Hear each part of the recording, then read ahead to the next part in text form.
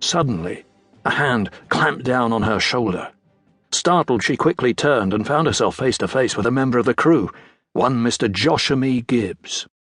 He was an older man whose appearance seemed like a record of all the places he'd sailed to and the things he'd done and seen. His face was wrinkled and weather-worn, and his hair was as grey as a stormy sea. As he leaned close to Elizabeth, she could smell the strong scent of the sea on his skin and clothes. "Quiet, Missy," he snarled. Then, lowering his own voice, he added, "Cursed pirates sail these waters. Do you want to call 'em down on us?" Elizabeth opened her mouth to respond, but before she could, a commanding voice called out, "Mr. Gibbs, that will do." Striding over to Elizabeth and Mr. Gibbs, Lieutenant Norrington came to a stop and glared down at the older seaman. Outfitted in the uniform of the Royal Navy, with a wig of shocking white hair below his hat, Norrington cut a striking figure. He had been ordered to accompany Governor Swan and his daughter to Port Royal, and to Norrington their duty included keeping old, superstitious sailors away from his young charge. Following close behind Norrington was Governor Weatherby Swan, Elizabeth's father. He wore the white, curly wig of a political figure, and while he looked uneasy aboard the swaying ship, he still carried himself as befit his high status. But the presence of neither Norrington nor the governor was enough to stop Gibbs from speaking his mind. "She was singing about pirates," he argued. "Bad luck to sing about pirates, with us mired in this unnatural fog. Mark my words." "Consider them marked," Norrington responded in his clipped British accent. "Now on your way." He continued to glare at Gibbs, waiting for the sailor to leave. Finally, Gibbs shrugged and turned to go, but not before muttering, "Bad luck to have a woman on board, even a miniature one." Elizabeth didn't seem to notice the remark. Her mind was still reeling from what Gibbs had said earlier. Cursed pirates roamed these waters.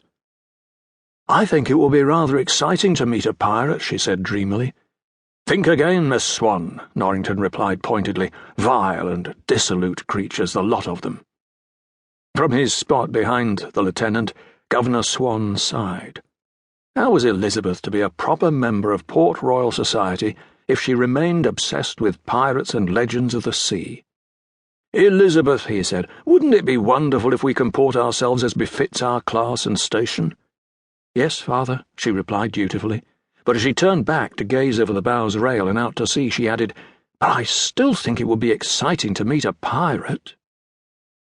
Her voice broke off as she imagined what it would be like. Would he be kind? Most undoubtedly not.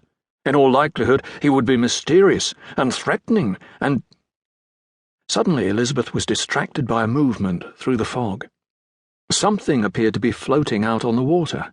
The shadow was faint and seemed to sway back and forth along the top of the waves, almost as if it were dancing on the swells. Slowly it came closer. Elizabeth noticed a spot of colour, and as it finally broke free of the mist, she gasped. It was a parasol. Elizabeth watched as it slowly came closer and closer, drifting toward the Dauntless before gently bumping into the hull. Elizabeth could not believe her eyes. A parasol? In the middle of the sea? It just did not seem right. As she gazed down at the fragile item, another much larger item floated into view. It looked like something heavy and lifeless lying on top of a large piece of flotsam. Elizabeth leaned over the rail and squinted to get a closer look. Then she realized just what it was. "Look!" she cried. "There's a boy in the water!" Elizabeth's cries brought Norrington, her father, and most of the crew running to the rail. Murmurs and shouts rose up as they caught sight of the boy lying on his back on a small piece of wreckage. "Fetch a hook! Haul him out of there!" Norrington ordered. The sailors, who had been looking overboard, leaped into action. Swinging one of the Dauntless's hooks out over the rail, they lowered it down and quickly hauled the unconscious boy aboard. When he was safely on deck, Norrington leaned over to examine him. "He's still breathing," the captain declared.